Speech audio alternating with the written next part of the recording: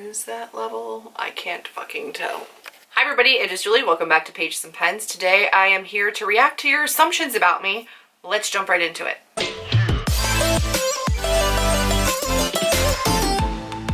So you guys know the whole assumptions video trend. I decided to jump onto it late because when am I ever on time? Never. I'm never on time. That's not true. I'm usually always on time because I hate being late. But in this instance, I'm late. I'm sorry, late to the game.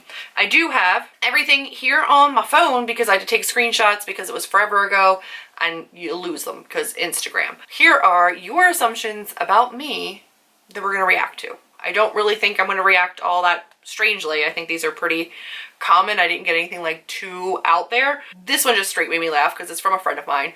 He said, you drink water ice. I don't drink water ice because you can't drink water ice. You eat water ice, and I also don't say water. I'm from the Philadelphia area, so a lot of people do say water.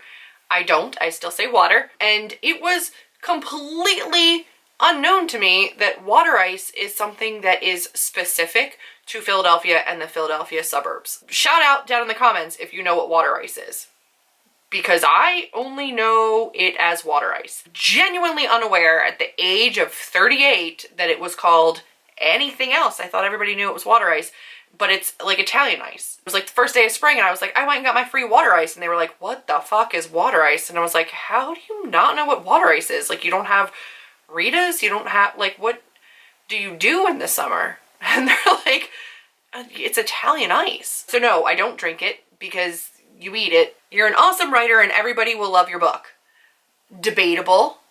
I think I'm pretty talented. I hope everybody enjoys it, but honestly, who knows?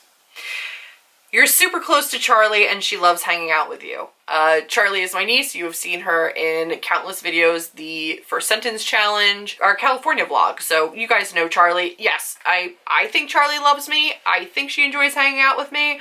I am constantly grateful and aware of that as her older aunt. You know, there's 4 girls. I'm the oldest of 4 girls. Her mother comes right after me in the line. So there's 2 younger aunts after, you know, her mom that I'm sure are cooler, but she likes hanging out with me and I love her to pieces. So, you know, it works. I think so. This is a stretch, but you love purple. I do love purple. It's not my favorite color. My favorite color is blue. And then after that, probably like a seafoamy, minty, tealy green. But I do love purple. In terms of my hair, purple is definitely my go-to color. I have had teal, I have had red, I have had purple to pink to orange, like a sunset. And it's not, I was not a fan of that one. It was impossible to upkeep. In terms of my hair color, I love purple. It is by far the best and easiest for me to maintain on my head. So I love it a whole bunch. You hate breakfast and you're allergic to cats. I'm allergic to cats. I'm very allergic to cats and dogs, but I love both of them, so I usually just suffer through it. I will take a Benadryl and just burn my face in their hair because they're adorable, but yes, I'm very allergic to cats. And then I hate breakfast. So yes and no. I don't hate breakfast. I love breakfast food, but I usually eat breakfast food for dinner. I very rarely eat breakfast at breakfast time. I don't know why, but nothing in me is hungry when I first wake up in the morning. I don't want to eat when I first wake up in the morning. I will kill a brunch. At like lunchtime, you can give me breakfast food. Or at dinner time, you can give me breakfast food. Or at like 4 a.m., 3 a.m. in the morning when I'm drunk and like Ubering somewhere or have a DD and going to a diner, I will eat breakfast food. So I love it. I just don't usually love it at breakfast time. Somebody else said that I am queer or non-binary. I am neither of those things. I identify as a female, as a woman, and I am straight. So I'm no, but that's interesting. I don't know. I feel like I've talked about that before. It might be because I've had multiple discussions about having like girl crushes or finding women attractive or beautiful, and I do. I'm not romantically inclined towards women. I just appreciate them a whole heckin' bunch. Aesthetically, I am drawn to men and women. Sexually, just men. So yeah, there's that. You love kids, but you don't want any of your own, and I hope that's not offensive. It is not offensive. I love kids, I adore kids, and no, I do not want any of my own. I have done the whole like lifetime spent taking care of children between daycare worker and nanny. I'm an aunt to amazing, amazing nieces and nephews. Absolutely adore them. I do not want my own. I'm fully aware of what it takes to be on call all the time with children. Yeah, no, I don't want any of my own. And I'm not offended by that at all. It's completely valid. You have the biggest heart and are the sweetest person. I like to think that I have a very big heart. I'm very compassionate. I'm very understanding. I'm very sympathetic. Am I the nicest person in the world? No. I think I'm very sweet, but I definitely have a mean-spirited aspect to me. Like, if you cross me or my family, I'm not necessarily the fastest to forgive, but I mean, in general, I like to think I'm sweet, so thank you. This next one's a little bit more spot on. You're a kind-hearted person, but can be very mean if somebody pisses you off. Yes, essentially. Here's the thing, like, I will give you multiple chances. I'm not going to write anybody off right away. It takes a lot for me to get to that point, but if I get to that point, you deserve me at that point is pretty much what I'm getting at. Like, if I get there with you, you earned it. Like, there's no coming back from that. You're a wonderful and amazing human and need all the hugs. Thank you. I want all the hugs. I don't know if I need them. I want them. I always want all the hugs. Thanks. I prefer dogs. I do prefer dogs. I don't know. I grew up with dogs. We always had dogs. My mom didn't trust cats. She had been attacked by a cat when she was babysitting once. So we never had cats. We always had dogs. I love dogs. I'm going to always be a dog person. I think because we always had dogs, I always wanted a cat. Deathly allergic to cats. Like, way worse than dogs. So probably not wise. But, like, yeah, I'm a dog person. You were very studious in school. Yes. Yeah, I love school. Like, I would still be in school today if I didn't have student loans and debt that I would have to worry about. My student loans are paid off. Like, I paid for college. It's done. I don't want that in my life again. But if I could just continuously learn and always be in school, I would be. I was one of those kids who learning came really, really naturally to me, especially in high school. And then I got to college and went, oh shit, I'm in trouble. Because I never really learned how to study. I didn't have to in high school. I just got really good grades. And then I got into college and went, I'm gonna die. Like, I don't know how to study. I don't know how to be here. So that was like a big eye-opener for me. And then, well, then I started drinking. My freshman year, I was super studious because a lot of the social situations that were going on at college just really made me anxious. And so I just threw myself into the books and was like, I don't need to socialize. And then sophomore year, I had a great group of friends that I loved and I adored hanging out with. They were all older than me. So then I started drinking and then I was just like, who needs classes? I'm just going to day drink. And that became a thing I did. And then junior and senior year, I buckled down, got my GPA back up, and I just went into way too much detail. But yes, I'm a studious person. You love magic-based YA books. Yes, I do. I love fantasy books. I'm reading less of them. I found myself in this contemporary swing after starting Contemporary-a-thon, but I absolutely adore magic systems. I adore magic in my books, and I love YA. I will never be sorry about that. Ooh, okay, this one is interesting. I am somebody who can act rude sometimes, but I have a heart of gold.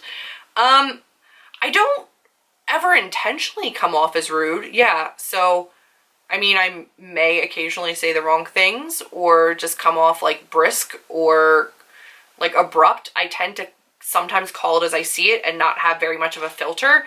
It's not ever intended to be rude. Legitimately, the thought of somebody not liking me or hurting somebody's feelings will keep me up at night. I don't know how to handle if people outwardly, vocally dislike me. It causes me such distress. I can't even imagine, because I do my best to be good to everybody. And so if somebody like just genuinely dislikes me and I can't fix it, it will cause me to be so upset. So I do my best to not be rude because I don't want to feel that anxiety. But again, if you've earned it, you're gonna get it. You're very organized and like things done on time and even early. Yes, hate being late. I am an on-time or early person. I don't procrastinate. I like things done. As soon as I get an assignment, I would do it, and then I would just be able to like sit back and relax and turn it in when it was due. I don't like waiting until last minute. If I do wait till last minute, I can crush it, but I'd rather just get it done as soon as I have an assignment. I don't see the point in putting something off. So if something lands on my desk or something lands in my inbox, I just take care of it. I don't put it off till later because chances are I will also just forget about it. So I like to just get them done right away. I tend to be very organized in like my business professional life in terms of like anything for work, anything for writing, anything for personal deadlines that I set for myself. But if you looked at my actual living space, I live the life of a creative, like, creator. There's clutter. There's a hot mess. My room looks like a disaster area. It's just the way that I am. But like everything else is like to-do lists and spreadsheets and documents and like organized. But then like you look at my room and you're like, how do you live like this? It's like a weird Virgo-y type A thing. Like I definitely need organization and I hate putting things off. But then most type A Virgos can't deal with the clutter that I have, and I blame that on like the creative side of my brain and like the writer side of me that's just like, yeah, but I could be reading or making a video or writing my book and I don't have time to organize, and I just don't see it because I'm so hyper focused on what I need to get done that I like the clutter just disappears. So kind of. I assume you're going to be just as pretty in person as you are on screen, and I can't wait for July. Aww. That one's from Allie, who I will be meeting when I go to Texas for a writer's retreat in a legitimate treehouse, y'all. I will insert a picture. We're going to stay in a treehouse and we're going to write. And I'm not as pretty in person. This is great lighting and a good angle. I'm going to look like a potato when you meet me, but that's fine. You've been dyeing your hair for decades. No, not decades. I started dyeing my hair probably when I was around 26, so like a decade. I have not been doing like purple or bright colors for a decade. I've been purple for 3 going on 4 years, and before that I was red, before that I was teal. Neither one of those colors stayed nearly as long as this one, but I was doing just like brown to cover grays and stuff before then. I'm very organized. Yep, we covered that one before. I try to. Your nieces and nephews, question mark, are the absolute world to you. I do have a nephew by blood and then a nephew by marriage. And yes, my nieces and my nephews are absolutely the world to me. I adore them. They are absolutely everything. And then I also have a goddaughter and her brother that are like my niece and nephew. It's like my best friend from college's children. I adore them all. They're fantastic. Wow, you'd rather live in a coven than with just one woman or one man. I don't know how to answer this one. I don't think so. Would love to fall in love and live with a man, be with somebody for the rest of my life. I don't think I want to get married. I don't think marriage is for me, but I would like happily just like live with somebody for the rest of my life. If they understood, I really enjoy my designated time for writing and reading, and they didn't want too much of my time because I don't really have that much to give, or that I want to give. I'm sure I could make it, but I just kind of don't want to right now. No, I don't think I would want to live with a full coven. I don't think that's just too many people up in my space all the time. So just one person would be fine. Another assumption was that I didn't go to college. I did go to college. I went to a traditional 4-year college. I actually went to a private Catholic college. I'm not Catholic. Why I went there, I don't know. But I loved it. I had a great experience, and I graduated with a degree in psychology. Not an assumption, but I love you in red. Love you in purple too. Oh, one of the pictures that I posted was me with like my red hair, my old red hair. You look good with any color hair. I don't know. Me with blonde hair, because like when I do my roots, I dye it blonde, like I bleach it, and I don't look good as a blonde. So I'm going to say no, because I've seen myself be blonde and it is not a good look on me. I don't want kids. Correct, I don't want kids. You're the person everyone comes to for advice, especially me. You're very, very sweet. Yeah, I tend to be. I think that, I don't know if it's like the psychology degree or just my empathetic, sympathetic side, but a lot of people do tend to come to me to vent or unload or for advice, and I'm fine. I love that. I like being that person for them. Makes me feel good, so I don't mind that at all. I bet you give great hugs. I think so. If you're going to be at BEA or BookCon, feel free to come up to me and get one, and then let me know if that's true or not. But I think so. I'm a tight hugger. I like to hold on. You are single and loving it, and you are a fabulous human being. Thank you. I like to think I'm a fabulous human being. Am I single and loving it? I am single. Am I loving it? There's times where I definitely am. Like I said, I have a lot of time constraints, a lot that I like to do in my free time, between making videos or reading or writing a book. I don't have right now a ton of energy to put into a relationship. I know that relationships require time and energy and attention, and I don't feel like I have that to give right now. With the right person, would I find it? Sure. I'm sure I could find that like correct balance. Right now though, there's nobody that is persuading me to step away from the things that I want to be doing and give them more of that time that I've worked so hard to carve out for myself. So yeah, I guess I am single and loving it, but I'm very, very open to the possibility of meeting somebody. So there's that too. We have a couple more. Chelsea just said, I assume that you are the wind beneath my wings. Sweetheart, you are flying on your own. Do not worry about that. And the last one is that you wish you enjoyed adult fantasy more than YA fantasy. I don't know. I'm very happy to love YA fantasy. I have no problem in the YA genre, but I wish that there was more new adult fantasy, and I do wish that I made more time for my adult fantasies. They tend to just be larger and more in-depth, and I tend to not prioritize them, so I wish that I was more committed to reading my adult fantasy, because I have plenty of them. I'm just not reading them as often. So yeah, maybe I wish there was like more of a balance between my YA and adult fantasy. I'm prioritizing one over the other right now, and I would like a more even playing field. So that's a valid assumption for sure.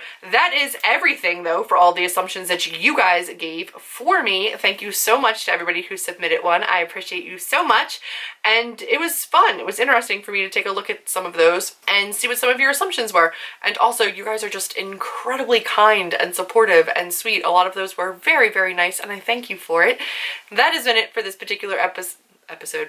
That is it for this particular video. If you guys liked it, be sure to give me a big thumbs up. Stay tuned to my Instagram and my Instagram stories, where a lot of the interaction for content on this channel takes place. Everything is listed down below, as always, all my social media. So check all of that out, and I will see all of you in my next video. Bye, guys. Time to go drink. Gonna go drink.